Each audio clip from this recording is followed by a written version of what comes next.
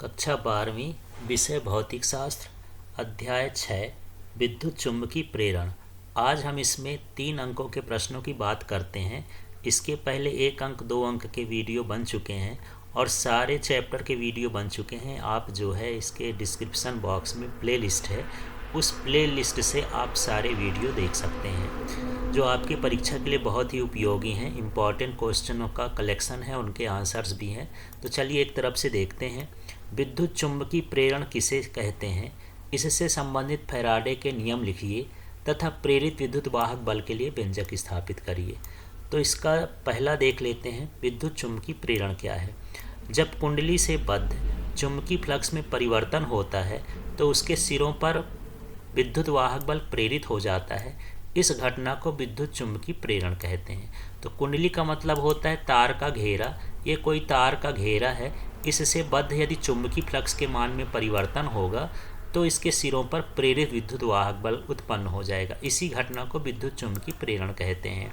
अब फैराडे के विद्युत चुम्बकीय प्रेरण के नियम को समझते हैं। तो इसका प्रथम नियम है, जब किसी परिपथ से बद्ध चुम्बकीय फ्लक्स में परिवर्तन होता है तो उसमें विद्युत वाहक बल प्रेरित हो जाता है। इसका अस्तित्व तब तक रहता है जब तक परिपथ से बद्ध चुम्बकीय फ्लक्स में परिवर्तन होता रहता है। तो जो ऊपर की लाइन है वही लिखना है, यहाँ पर हो जाता है इतना लिख सकते हैं। इसके बाद इसका अस्तित्व तब तक रहता है जब तक परिपथ से बद्ध चुम्बकीय फ्लक्स में परिवर्तन होता रहता है।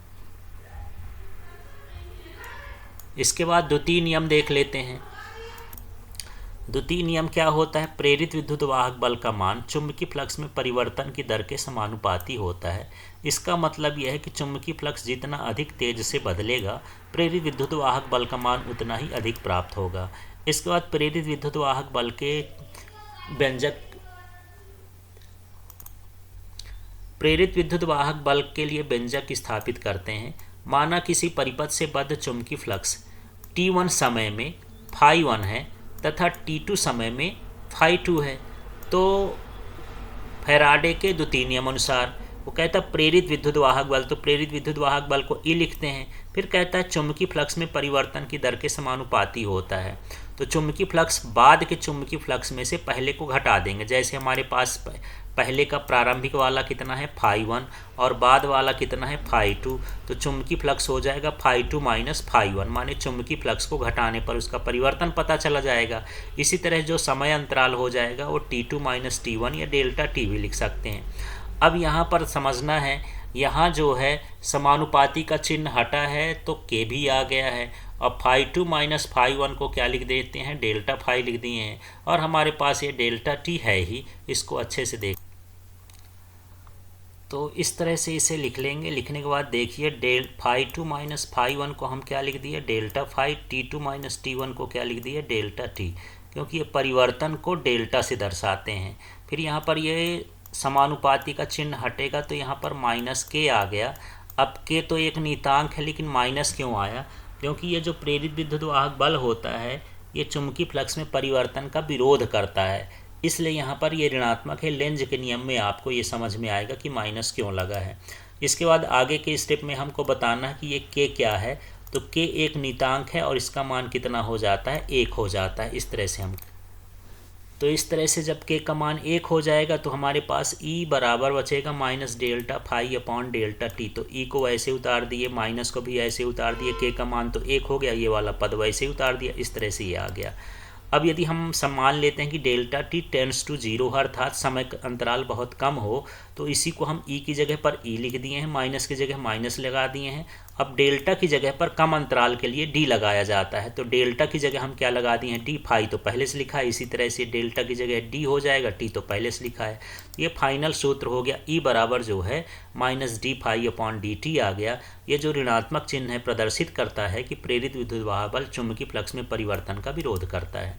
इसके बाद चलिए हम दूसरा प्रश्न देख लेते हैं, गतिक विद्युत वाहक बल किसे कहते हैं, इसका व्यंजक स्थापित करिए। तो इसके प्रश्न को समझने के बाद तो उत्तर देखते हैं। गतिक विद्युत वाहक बल चुंबकीय क्षेत्र में चालक के आपेक्षिक गति के कारण चालक के सिरों पर उत्पन्न प्रेरित विद्युत वाहक बल को गतिक विद्युत वाहक बल कहते हैं। तो इसकी परिभाषा, चलिए परिभाषा एक बार फिर से देख लेते हैं। चुंबकीय क्षेत्र में चालक के आपेक्षिक गति के कारण चालक से बद्ध चुंबकीय फ्लक्स में परिवर्तन होता है और उसके सिरों पर विद्युत वाहक बल प्रेरित हो जाता है। इसे गतिक विद्युत वाहक बल कहते हैं। अब परिभाषा वहाँ से याद न करके इस चित्र से भी आप बना सकते हैं कि ये कोई चालक है, तो चालक को हम कहाँ गति कराएं? चुंबकीय क्षेत्र में। तो जब चालक को चुंबकीय क्षेत्र में गति कराते हैं तो उससे बद्ध चुंबकीय फ्लक्स में परिवर्तन होता है और उसके सिरों पर प्रेरित विद्युत वाहक बल प्रेरित हो जाता है। इसे ही गतिक विद्युत वाहक बल कहते हैं। अब यहाँ पर देखिए, इस चित्र को समझते हैं। जो क्रॉस लगा है ये चुंबकीय क्षेत्र बताता है। जब क्रॉस लगा होता है तो चुंबकीय क्षेत्र कागज के तल के लंबवत नीचे की ओर होता है, तो नीचे की ओर ये हो गया। अब ये जो है ये चालक की एक छड़ है, इसको हम इधर गति करा रहे हैं। किस से गति करा रहे हैं? v वेग से, तो यहाँ v हो गया। अब यहाँ पर ये जो है ये चालक की क्या कहला गई? लंबाई। यहाँ से यहाँ तक मान लेते हैं कि ये चालक की क्या कहला गई? लंबाई कहला गई। ये लंबाई इधर है, चालक की लंबाई ये l है और यहाँ पर इसकी चौड़ाई है वो कितनी हो गई? x हो गई। और इसमें जो प्रवाहित धारा है वो क्या है? I है। तो इस तरह से हमको यहाँ पर बताना है चित्र में। ये जो क्रॉस है चुंबकीय क्षेत्र, फिर से बात कर लेते हैं, ये चालक है, चालक की गति ये v है, इसमें जो प्रवाहित धारा है वो कितनी है? I है। इसकी जो लंबाई है, चालक आयताकार है इसलिए लंबाई l है और इसकी चौड़ाई कितनी है? x है। और इस चालक का नाम क्या हो गया? PQRS। और जो चित्र में है उसी के बारे में हमको नीचे भी लिखना है। तो चलिए यहाँ पर देख लेते हैं। माना एक आयताकार चालक PQRS है जिसकी लंबाई L और चौड़ाई x है। इसे एक समान चुंबकीय क्षेत्र B के लंबवत रखा गया है। तो इस लूप से बद्ध चुंबकीय फ्लक्स, तो सबसे पहले चुंबकीय फ्लक्स निकाल लेते हैं। तो चुंबकीय फ्लक्स हो जाएगा phi = BA cos 0। तो यहाँ पर ये cos 0 का मान 1 होता है, तो cos 0 हटा दिए हैं और a का मान हो जाएगा Lx। अब ये Lx क्यों हो गया a का मान? क्योंकि जो आयत का क्षेत्रफल होता है वो लंबाई गुणे चौड़ाई होता है। तो यहाँ पर हम a न लिख के a का मान रख दें Lx। तो यहाँ दो चीज़ें इस स्टेप में बदली हैं। एक तो a का मान Lx हो गया, माने लंबाई गुणे चौड़ाई। एक cos 0 का मान 1 होता है, तो यहाँ cos 0 का मान 1 लेते हैं। जब चुंबकीय क्षेत्र लंबवत होता है तो कोण का मान 0 रखा जाता है किसी तल के लिए। अब यदि छड़ PQ को स्थिर वेग v से चलाया जाए तो प्रेरित विद्युत वाहक बल फैराडे के द्वितीय नियम से, तो अभी द्वितीय नियम से हम पढ़ें E = -d∅/dt होता है। तो यहाँ E लिखे, इसके बाद यहाँ माइनस लगाए, फिर d/dt लिखे। अब यहाँ पर फाई लिखा था तो नीचे फाई नहीं लिखे, तो फाई का ये वाला मान BLx, ये वाला मान यहाँ पर उतार दिए हैं। अब इसके बाद यहाँ पर हम देख रहे हैं कि ये जो BL है इसको हम बाहर कर दिए, तो यहाँ क्या बचेगा? dx/dt। तो x माने विस्थापन होता है और dt माने समय होता है, और विस्थापन बटे समय को हम क्या कहते हैं? वेग कहते हैं। तो ये -dx/dt जो हो गया ये इसके वेग के बराबर हो गया। तो इस तरह गतिक विद्युत वाहक बल का सूत्र होता है E = BLV। अब हम तीसरा प्रश्न देखेंगे। इसमें लेंज का नियम लिखिए तथा समझाइए कि यह किस प्रकार ऊर्जा संरक्षण के नियम के अनुकूल होता है। तो सबसे पहले लेंज का नियम समझते हैं। विद्युत चुम्बकीय प्रेरण की प्रत्येक दशा में प्रेरित धारा की दिशा इस प्रकार होती है कि वह उस कारण का विरोध करती है जिससे स्वयं उत्पन्न होती है। तो जब भी हम विद्युत चुम्बकीय प्रेरण करेंगे तो इसमें प्रेरित धारा बनेगी। तो प्रेरित धारा की दिशा इस प्रकार होगी कि वह उसी का विरोध करेगी जिससे स्वयं उत्पन्न होती है। अब इस नियम का उपयोग क्या है? इस नियम से हम प्रेरित विद्युत धारा की दिशा को ज्ञात करते हैं।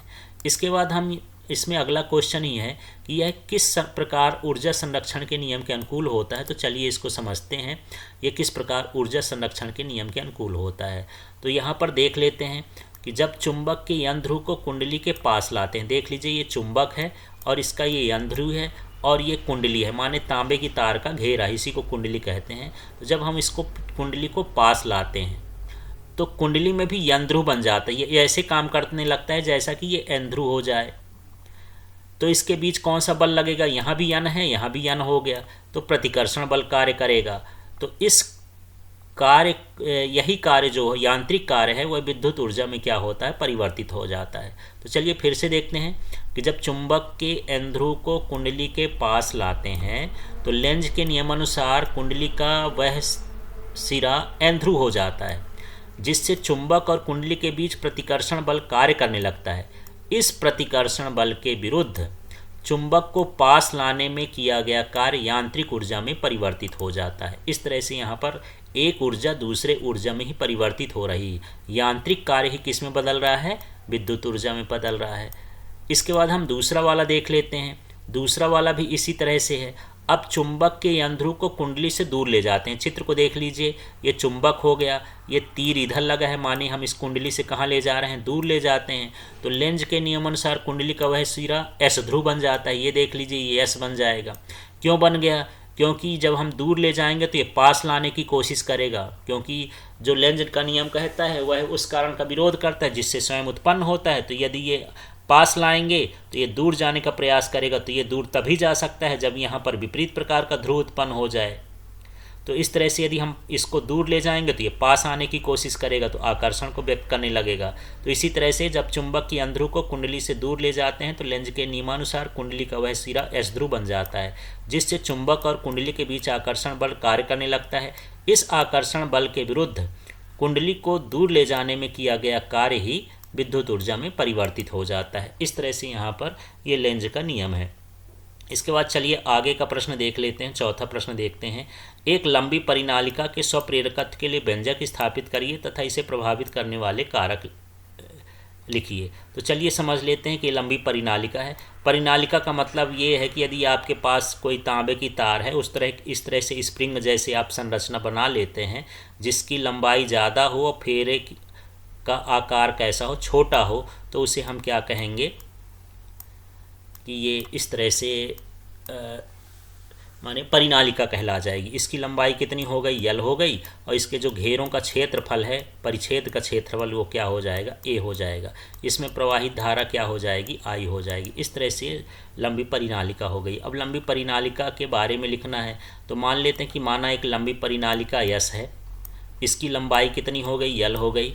अनुप्रस्थ काट का क्षेत्रफल ए है, प्रति एकांक फेरों में संख्या n है और कुल फेरों की संख्या कैपिटल N बराबर NL है। इसमें प्रवाहित धारा I हो तो परिनालिका के अक्ष पर चुंबकीय क्षेत्र की तीव्रता। तो यहाँ पर हम तीन चीज़ें निकालेंगे, तीनों चीज़ों को समझते हैं। इसको करने के पहले आपसे ये पता बनना चाहिए कि इसका चुंबकीय क्षेत्र कितना होता है। तो परिनालिका का चुंबकीय क्षेत्र होता है B बराबर म्यू नॉट NI। तो आपको चुंबकीय क्षेत्र का सूत्र पता होना चाहिए। दूसरा, आपको चुंबकीय फ्लक्स का पता होना चाहिए, ये होता है NBA। और तीसरा, आपको इसका स्वप्रेरकत्व का सूत्र पता होना चाहिए, तो L बराबर फाई अपॉन आई। यदि ये तीन चीज़ें बन गई तो पूरा क्वेश्चन बन जाएगा। अब हम इसी क्रम से चलते हैं। तो यहाँ पर B बराबर क्या हो जाएगा? ये म्यू नॉट NI। तो यहाँ पर B की जगह लिख दिए हैं म्यू नॉट NI।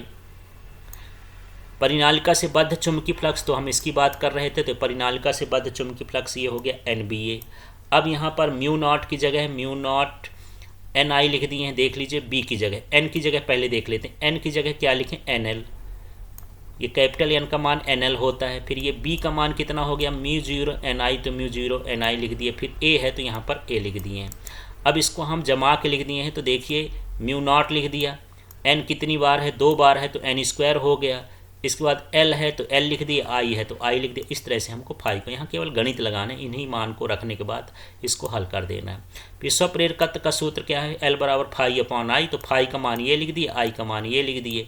यहाँ से I और I कैंसिल हो जाएगा, तो mu naught N square A upon क्या हो गया? L हो गया। इस तरह से यहाँ पर स्वप्रेरकत्व निकालना है। इसके बाद देख लेते हैं परिनालिका के प्रेरकत्व को प्रभावित करने वाले कारक। तो इस सूत्र के हिसाब से हमको कारक बताना है। जैसे यहाँ पर हो गया फेरों की संख्या n, तो यदि हम n का मान बढ़ाएंगे तो l का मान बढ़ेगा। फिर यहाँ क्षेत्रफल है तो क्षेत्रफल का मान बढ़ाने पर क्या होगा? बढ़ेगा। फिर म्यू नॉट का मतलब क्रोड की चुंबकशीलता बढ़ाने पर बढ़ेगा। परिनालिका की लंबाई घटाएंगे तब बढ़ेगा, या बढ़ाएंगे तो ये क्या हो जाएगा? घटेगा, क्योंकि ये बटे में है, व्युत्क्रमानुपाती होता है। इस तरह से हमको एक लंबी परिनालिका के स्वप्रेरकत्व का व्यंजक निकालना है, उसके प्रभावित करने वाले कारक भी लिखना है। चलिए अब अगला क्वेश्चन देख लेते हैं। क्वेश्चन है, दो लंबी परिनालिकाओं के अन्योन्य प्रेरकत्व का व्यंजक स्थापित करिए। तो जैसे एक लंबी परिनालिका का व्यंजक निकाले हैं स्वप्रेरकत्व के लिए, उसी तरह से अन्योन्य प्रेरकत्व का है। बस इसमें दो कुंडली बन गई हैं, दो परिनालिकाएं। तो एक ये घेरा हो गया, ये इस तरह से जा रहा है ये, और दूसरा घेरा ये हो जाएगा। दोनों का क्षेत्रफल समान रहेगा। यहाँ पर मान लेते हैं कि इनका जो घेरे का क्षेत्रफल है, परिच्छेद का क्षेत्रफल, वो a है और इनकी जो लंबाई है वो क्या हो गई l। अब इसमें जो धारा बह रही है, एक में हो गई I1 और दूसरे में जो धारा बह रही है वो मान लेते हैं कितना I2। अलग अलग धारा बह रही है। अब इसमें फेरों की संख्या भी अलग अलग हो सकती है। तो चलिए इस चित्र के बारे में थोड़ा सा हम यहाँ पर लिखेंगे। तो चित्र के बारे में क्या है देख लीजिए। माना दो लंबी परिनालिका है, तो एक परिनालिका S1 हो गई, एक परिनालिका S2, S1 S2 है। S1 परिनालिका S2 से पूर्णतः घिरी है, तो एक के ऊपर दूसरे परिनालिका को लपेटा गया है। अब इनकी लंबाई कितनी है, L है। इनके अनुप्रस्थ काट का क्षेत्रफल क्या है, A है। इनमें फेरों की संख्या, एकांक लंबाई में फेरों की संख्या N1 और N2 है। कुल फेरों की संख्या हो जाएगी N1 बराबर N1L और N2 बराबर N2L। तो एक कैपिटल N है, एक स्मॉल n है। S1 में प्रवाहित धारा I1 हो तो उसके अक्ष पर चुंबकीय क्षेत्र की तीव्रता। अब यहाँ भी हमको यदि सबसे पहले इसका अन्योन्य प्रेरकत्व निकालना है तो आपसे तीन चीज़ें बननी चाहिए। एक तो चुंबकीय क्षेत्र का सूत्र ये क्या होता है, B बराबर म्यू नॉट NI, ये चुंबकीय क्षेत्र का सूत्र होता है परिनालिका का। दूसरा आपसे बनना चाहिए इसका चुंबकीय फ्लक्स, तो चुंबकीय फ्लक्स का सूत्र होता है क्या, NBA। तो इस तरह से ये सूत्र लगाना है। और तीसरा सूत्र जो होता है ये अन्योन्य प्रेरकत्व का, ये होता है फाई अपॉन आई। तो जैसे उसमें सूत्र था वैसे इसमें भी सूत्र है। तीन चीज़ें यदि हमसे बन गई तो ये फिर बड़े आराम से बन जाता है। चलिए आगे देख लेते हैं तो इसको कैसे करेंगे। तो यहाँ सबसे पहले चुंबकीय क्षेत्र की बात करते हैं। तो यदि S1 में I1 धारा प्रवाहित हो या पहली परिनालिका में I1 धारा प्रवाहित हो तो चुंबकीय क्षेत्र की तीव्रता, तो चुंबकीय क्षेत्र की तीव्रता का सूत्र अभी मैं लिखा था B बराबर म्यू नॉट NI। बस B में 1 लगा देना है क्योंकि पहली परिनालिका का है, और N में भी 1 लगा देना है क्योंकि पहली परिनालिका में फेरों की संख्या है, और I में भी 1 लगा देना है क्योंकि पहली परिनालिका में प्रवाहित धारा है। इस तरह से सूत्र वही है, केवल 1 लगा दिए हैं। फिर दूसरी परिनालिका से बद्ध चुंबकीय फ्लक्स, चुंबकीय फ्लक्स दूसरे परिनालिका का निकालना है, तो इसको हम ये लिखते हैं φ21। तो φ21 का मतलब ही हो गया दूसरे परिनालिका का चुंबकीय फ्लक्स पहले के कारण। अब यहाँ पर मैं सूत्र लिखा था NBA, तो ये NBA ही है, बस इसमें दूसरी परिनालिका के N2 और चुंबकीय क्षेत्र किसका हो गया, पहले का, तो N2B1 हो गया। अब यहाँ पर N2 का मान देख लेते हैं। N2 का मान क्या है, N2L। अब यहाँ पर B1 का मान जो है ये वाला B1 का मान ये उतार दिया, तो ये B1 का मान हो गया। साथ में A लिखा है तो A लिख दिए। अब हमको अन्योन्य प्रेरकत्व निकालना है, तो अन्योन्य प्रेरकत्व का सूत्र होता है M बराबर फाई अपॉन आई। तो उसको देख लेते हैं। चलिए आगे के स्टेप में यहाँ ये देख लीजिए M21, इसका मतलब होता है दूसरे का अन्योन्य प्रेरकत्व पहले के कारण। तो यहाँ पर जो सूत्र था अभी मैं लिखा था फाई अपॉन आई, यहाँ भी फाई अपॉन आई है, लेकिन यहाँ पर फाई का मान हम क्या निकालें, φ21। तो यहाँ φ21 कर देंगे और इसके बटे में जो हो जाएगा वो, तो इस तरह से ये अन्योन्य प्रेरकत्व का सूत्र हो गया। अब ये φ21 का ये पूरा का पूरा मान हमको यहाँ पर उतार देना, ये उतार दिए हैं, और इसके बाद जो I1 लिखा है I1 उतार देते हैं। तो चलिए यहाँ पर देख लिए, जो ऊपर के समीकरण में ये φ2 का मान आया था पूरा का पूरा ये उतारना है, और बटे में I1 ये सूत्र में ही है तो ये उतार दिए। अब यहाँ से देखते हैं I1 और I1 कट गया है। अब यहाँ से ये क्या आ गया, mu naught N1 N2 upon L, ये कैसे आ गया, चलिए यहाँ पर देख लेते हैं। तो हमारे पास ये था N2, तो N2 का मतलब हो जाएगा इसमें कैपिटल N2 अपॉन L। इस तरह से मैं मान रख रहा हूँ, ये N2 का मान हो गया ये वाला। इसके बाद इनटू में क्या लिखा L, तो L लिख दिया। फिर इसके बाद यहाँ पर देखिए L के बाद क्या लिखा है, म्यू नॉट, तो ये मैं लिख दिया म्यू नॉट। फिर N1 लिखा है, ये N1 लिखा है, तो N1 का मान कितना हो जाएगा, कैपिटल N1 अपॉन क्या हो जाएगा L, इस तरह से। फिर इसके बाद यहाँ पर क्या बचा है A, तो यहाँ A लिख दिए। अब यहाँ से देखते हैं एक L कट गया, तो अब आपके पास क्या बचा इनमें से, यहाँ पर देख लेते हैं। इनमें से हमारे पास क्या बचा, म्यू नॉट, पहले स्थिरांक है तो ये लिख दिए। फिर क्या हुआ N1, ये लिख दिए N1। फिर क्या लिखा है N2, तो यहाँ पर N2 लिख दिए। फिर यहाँ पर A लिखा है तो यहाँ A लिख दिए, और बटे में एक L बचा है तो एक L लिख दिए हैं। इस तरह से यहाँ पर हमको अन्योन्य प्रेरकत्व मिल गया दूसरी परिनालिका का। तो इसी प्रकार S2 के कारण S1 परिनालिका का अन्योन्य प्रेरकत्व भी यही होगा। यदि आप निकालेंगे तो केवल ये करना है, जो यहाँ पर 2 1 लिखा है उसकी जगह पर क्या लिख देना है 1 2। तो अब बाकी ये सूत्र वही उतार देना, तो ये दूसरी परिनालिका का अन्योन प्रेरकत्व हो जाएगा। अब हम दोनों में क्या देख रहे हैं कि जो M21 का मान है वही M12 का मान है, तो दोनों को बराबर करके हम एक मान लेते हैं कि यम है। तो इसका मतलब हो गया m बराबर mu naught N1 N2 upon A upon क्या हो जाएगा L। इस तरह से यहाँ पर अन्योन प्रेरकत्व का व्यंजक आ जाएगा। चलिए अगला प्रश्न, छठवां प्रश्न देखते हैं। ये नया तरह का प्रश्न है। दो कुंडलियों के स्वप्रेरकत्व क्रमशः L1 व L2 हैं। यदि इनके मध्य आदर्श युग्मन हो तो सिद्ध कीजिए कि इनके मध्य अन्योन प्रेरकत्व m √L1 L2 होगा। तो चलिए देख लेते हैं। इसमें पहली कुंडली का जो अन्योन प्रेरकत्व है ये है L1 बराबर mu naught N1 square A upon क्या हो गया L।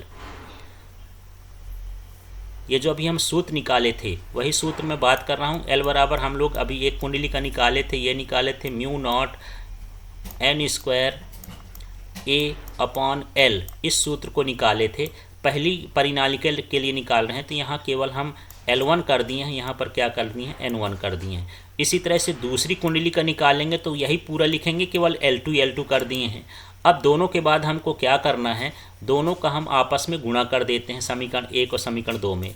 तो जब हम गुणा करेंगे तो देखिए यहाँ पर L1 आ गया, फिर गुणे ये वाला, फिर हम इसके साथ गुणा कर रहे हैं तो ये L2 आ गया, फिर यहाँ बराबर होगा। इसी तरह से जब हम उस तरफ का लिखेंगे तो बराबर किस तरफ का, तो ये लिख दिए हैं बराबर किस तरफ का। फिर L2 का मान है तो ये L2 का मान भी यहाँ उतार दिए हैं, केवल मान को उतारना है, यहाँ ज़्यादा कुछ नहीं करना है। तो यहाँ पर L1 L2 हो गया, गुणा कर देंगे तो ये हो जाएगा।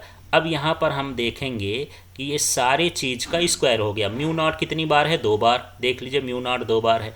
N स्क्वायर भी कितना है, 2 बार। N2 भी कितना है, 2 बार। A भी कितना है, 2 बार। L भी कितना है, 2 बार। तो इस तरह से ये पूरा का पूरा जो है एक सूत्र आ गया। और अभी हम सूत्र निकाले थे किसका, अन्योन प्रेरकत्व का, तो अन्योन प्रेरकत्व का सूत्र आ गया। इसलिए यहाँ पर हम ये जो है m और बाहर लगा है स्क्वायर तो ये हो जाएगा m स्क्वायर। अब यहाँ से इसका स्क्वायर हटाएंगे तो रूट आ जाएगा। तो ये जो m है ये अन्योन प्रेरकत्व का और स्वप्रेरकत्व के बीच का संबंध है। इसके बाद इसका 7वां प्रश्न देख लेते हैं। तो इसका 7वां प्रश्न देखिए क्या है। एक समतल वृत्ताकार कुंडली के स्वप्रेरकत्व के लिए व्यंजक स्थापित करिए तथा इसे प्रभावित करने वाले कारक लिखिए। तो यहाँ पर मान लेते हैं कि हमारे पास जो कुंडली है इस तरह की एक हो गई, फिर इसके बाद ये दूसरी हो गई, फिर इसके बाद ये तीसरी हो गई, मतलब इसके अंदर बहुत सारी घेरे लगा करके हम कुंडली बनाए हैं। तो एक समतल वृत्ताकार कुंडली हम बनाते हैं और समतल वृत्ताकार कुंडली की जो त्रिज्या है वो क्या है, R है, फेरों की संख्या N है, और इसमें प्रवाहित धारा क्या हो गई, I हो गई। तो इसका चुंबकीय क्षेत्र हम निकालते हैं। तो समतल वृत्ताकार कुंडली के चुंबकीय क्षेत्र का सूत्र ये होता है mu naught NI upon 2R, ये सूत्र लिख देंगे।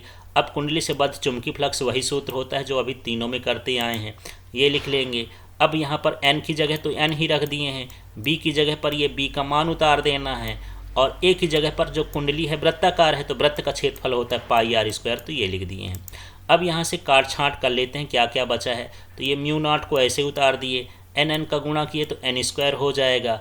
अब यहाँ से जो है एक R इस R से कट जाएगा तो ये हो जाएगा I बचा πr और बटे में 2 बचा तो 2 लिख दिए, चुंबकीय फ्लक्स आ गया। चुंबकीय फ्लक्स के बाद हमको निकालना है स्वप्रेरकत्व। तो स्वप्रेरकत्व के लिए सूत्र यही होता है L बराबर φ अपॉन I। तो यहाँ φ का मान रख दिए हैं, ये देख लीजिए ये φ का मान हो गया। इसके बाद यहाँ ये पूरा ये वाला मान उतार दिए हैं। अब इसके बाद बटे में I भी है तो बटे में I आ गया। अब यहाँ से देखते हैं कि I का कैंसिल हो जाएगा तो हमारे पास क्या बचा, L बराबर mu not N² πr upon 2। इस तरह से हमको यहाँ पर समतल वृत्ताकार कुंडली का स्वप्रेरकत्व निकालना है। ये किस पर निर्भर करता है, तो इसी सूत्र से हम निकाल सकते हैं। तो यहाँ पर सूत्र देख लेते हैं, ये फेरों की संख्या हो जाएगी, त्रिज्या हो जाएगी और ये क्रोड की चुंबकशीलता हो जाएगी, इन पर निर्भर करता है। तो चलिए देख लेते हैं प्रभावित करने वाले कारक हैं, इनको समझ लेते हैं। तो फेरों की संख्या बढ़ाने पर बढ़ता है, अनुप्रस्थ काट का क्षेत्रफल बढ़ाने पर बढ़ता है, क्रोड की चुंबकशीलता बढ़ाने पर बढ़ता है। इसको अनुप्रस्थ काट का क्षेत्रफल भी लिख सकते हैं, और यदि ये नहीं लिखना है तो अनुप्रस्थ काट का क्षेत्रफल त्रिज्या पर निर्भर करता है तो त्रिज्या बढ़ाने पर ये बढ़ता है, इस तरह से भी लिखा जा सकता है। इसके बाद हम बात करते हैं इसके 8वें प्रश्न की। तो चलिए 8वां प्रश्न भी देख लेते हैं। 8वां प्रश्न क्या है, तो ये एक न्यूमेरिकल प्रश्न है। एक बंद लूप से बद्ध चुंबकीय फ्लक्स φ बराबर 60² + 70 + 1 मिली वेबर है। t बराबर 2 सेकेंड है, कितना विद्युत वाहक बल प्रेरित होगा। तो चलिए बात करते हैं। यहाँ पर फाई का मान जो दिया है ये क्वेश्चन से हम उतार लिए, यहाँ पूरा लिख लिए हैं। समय ये दिया है तो ये समय भी इधर से लिख लिए हैं। अब प्रेरित विद्युत वाहक बल जो फैराडे का द्वितीय नियम होता है उससे हम यहाँ पर सूत्र लिख दिए हैं, E बराबर minus D phi upon D T. फिर यहाँ minus D upon D T तो लिखा, ये फाई का मान जो ये दिया है इसको हम यहाँ पर उतार दिए हैं इस तरह से। अब यहाँ पर क्या हो जाएगा, इसका अवकलन अवकलन होगा तो यहाँ घात यहाँ पर गुणा हो जाती है, एक कम हो जाती है, तो 2 का गुणा हो जाएगा तो 6 दूनी 12 टी हो जाएगा, एक घात कम हो जाएगी, प्लस यहाँ टी की घात 1 है तो 1 यहाँ पर गुणा हो जाएगा, टी की घात 1 कम हो जाएगी तो 1 माइनस 1 बराबर 0 हो गया, और किसी की घात 0 हो तो 1 हो जाता है। फिर यहाँ पर भी है तो यहाँ पर यदि कुछ नहीं है तो इसको t की घात 0 मान लेंगे, तो सामने 0 का गुणा होगा तो 0 हो जाएगा। कुल मिला के इसका अवकलन हो जाएगा, तो अवकलन होने पर 12t + 7 हो जाएगा। ये भी समझ लिए कि नियतांक का अवकलन 0 होता है। अब यहाँ पर t बराबर कितना दिया है 2 सेकेंड, तो 12 की जगह 12 लिख दिए, t की जगह 2 लिख दिए, +7 है तो +7 लिख दिए, तो 12 दूनी 24 और 7 31 मिली वोल्ट जो है इसके विद्युत वाहक बल हो जाएगा, क्योंकि ये मिली वेबर में दिया है तो ये मिली वोल्ट में आ जाएगा। इसके बाद इसका 9वां क्वेश्चन देख लेते हैं। चलिए 9वां प्रश्न समझते हैं। 2 मीटर लंबाई तथा 4 सेंटीमीटर व्यास वाली एक परिनालिका में 2000 फेरे हैं। इसके मध्य 1000 फेरों वाली द्वितीय परिनालिका लिपटी है। दोनों के मध्य अन्योन्य प्रेरकत्व का मान ज्ञात करना है। तो पहले जो ज्ञात है वो देख लेते हैं। N1 का मान दिया है 2000, तो ये 2000 लिख लिए इस तरह से। और 2000 को ऐसे लिखा जा सकता है 2 × 10⁻3, 1000 को 10⁻3 लिख देंगे। इसी तरह ये 1000 है तो 1000 को 10⁻3 लिख देंगे। ये दूसरी कुंडली में फेरों की संख्या है, इस तरह से यहाँ पर हमको इसको लिखना है। अब दूसरी कुंडली में फेरों की संख्या N2 बराबर भी लिख लिए। अब इसकी जो लंबाई दिया है 2 मीटर, तो 2 मीटर लिख दिए हैं। अब इसका व्यास भी दिया है, तो व्यास कितना दिया है 4। इसकी त्रिज्या निकालना चाहें तो निकाल लें, हालांकि इसकी ज़रूरत नहीं है, पर 4/2 सेंटीमीटर, यदि सेंटीमीटर को बदलेंगे तो 2 × 10⁻2 मीटर हो गया। अब इसका क्षेत्रफल निकालेंगे। A बराबर तो ये होता है πr², तो ये 4π। r का मान देख लीजिए 4π कैसे आ गया, इसका हम स्क्वायर कर दिए हैं। ये हमारे पास ये पाई है तो ये पाई तो आ गया, और r का मान क्या है 2 × 10⁻2, तो 2 का वर्ग करेंगे तो 4 आ जाएगा, 10⁻2 का भी वर्ग कर देंगे तो ये हो जाएगा 10⁻4। इस तरह से इसका क्षेत्रफल आ गया। अब अन्योन्य प्रेरकत्व का सूत्र हम पहले अभी पढ़ चुके हैं, अभी निकाले हैं, उसी सूत्र को हम यहाँ पर लिख देते हैं। तो μ0 N1 N2 A अपॉन कितना होता है L। अब चलिए सभी मान रख देते हैं, तो ये म्यू का मान हो गया 4π × 10⁻7 म्यू का मान हो गया। इसके बाद N1 का मान, तो N1 का मान 2 × 10⁻3 अभी क्वेश्चन में ही दिया था। ये N2 का मान हो गया, और ये जो है A का मान हो गया, A का मान रख दिए। फिर यहाँ बटे में जो है लंबाई है, लंबाई का मान कितना दिया है 2, तो 2 रख दिए। अब इसको हल करते हैं, हल करने का तरीका देख लेते हैं। तो यहाँ पर पाई कितना हो गया 2 बार, तो 4π या 4π का गुणा हुआ तो ये हो जाएगा 16π², और यहाँ पर ये 2 और ये 2 कट जाएगा। अब घातों की बात देख लेते हैं। तो यह पहले ऋण वाली घातों को जोड़ देते, तो 7 में -4 जोड़ेगा तो -11 हो गया, और ये 3 3 6 हो गया, तो -11 में 6 जाएगा तो ये 10⁻5 हो गया। अब यहाँ पर यदि हम 16 की जगह 16 लिखे, पाई का मान रख दिए हैं 3.4, इसका वर्ग है तो वर्ग कर दिए हैं। इसका वर्ग करेंगे तो इतना आ जाएगा, और गुणा करेंगे तो 157.7 10⁻5 आ गया। अब यदि यहाँ समझिएगा, इस दशमलव को यहाँ खिसकाएंगे, 2 अंक इधर खिसकाएंगे, तो जब 2 अंक खिसकाएंगे तो ये +2 हो जाएगा। घात में +2 हो जाएगा, तो -5 में +2 करेंगे तो -3 बचेगा, और 10⁻3 को मिली हेनरी लिखा जाता है। तो इस तरह से इसके न्यूमेरिकल हैं। इन प्रश्नों को देखिएगा, इंपॉर्टेंट प्रश्न हैं। इसकी प्लेलिस्ट बाकी पड़ी हुई है, आप उनमें से देख सकते हैं। Thank you.